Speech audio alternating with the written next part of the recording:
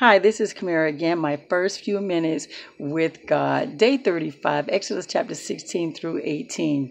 1 month after the children of Israel has left Egypt, they start to complain about Moses and Aaron. They bring us in this desert, in this wilderness, to starve to death.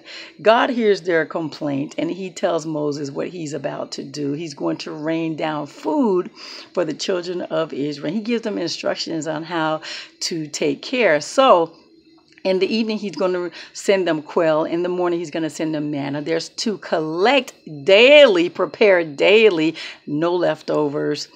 And on the 6th day, they're going to get a double portion so that they don't collect on the 7th day or cook on the 7th day. Well, the children of Israel, they're going to do their own thing. You'll notice that they were very stubborn and they didn't always 100% agree and follow instructions. You had some who had leftovers, and it would turn into maggots and stink real bad. God told you not to do it. And then you had some who tried to go out and collect on the 7th day. God said don't do it, but they did it anyway. Moses was not pleased with their disobedience and their doubt. So get this. God told them to preserve 2 quarts of it. They'll place it in a jar and place it in a sacred place. This did not spoil. This did not go bad. Isn't that something? They are to show their descendants what God had allowed them to, what God had blessed them with for the 40 years that they wandered in the wilderness. Isn't it something how that's preserved though? So get this. Later on, children of Israel complain again. Are you trying to kill us, our children, our livestock? We are thirsty. We're going to die of thirst. Moses is not pleased with all these complaints. So God tells him to go and take his staff and to smack this rock, which he does. And then water gushes out, which the elders did witness that to occur. And yeah, they're satisfied again, right?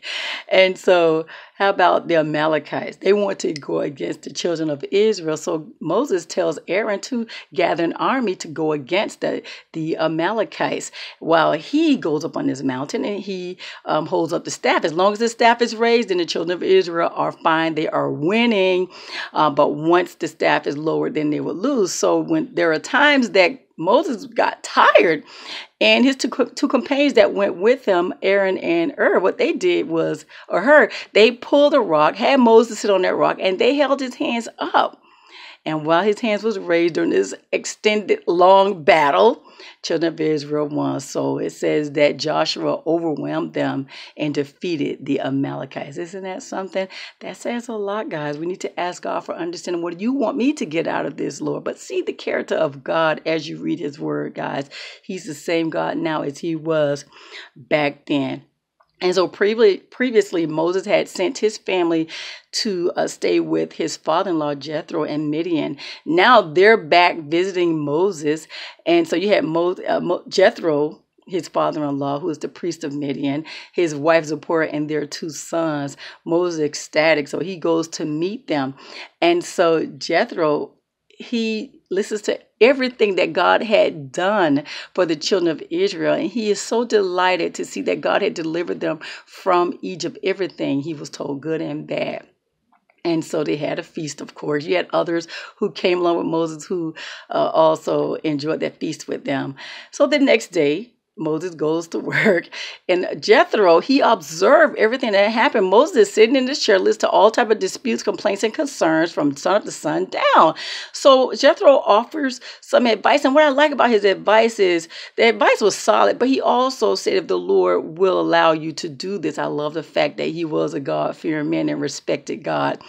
And Moses took that advice. It was solid. Jethro told him, you are going to burn out. You need someone to help you to endure this. Teach the children of Israel what God commands are. Show them how to live a life pleasing to God.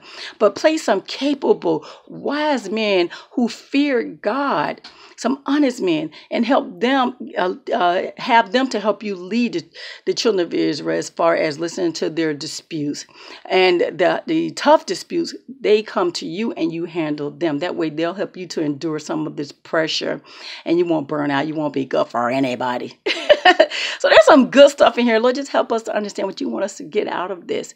And there you have it, guys. Day number 35, Exodus chapter 16 through 18. You have a God-filled, blessed day.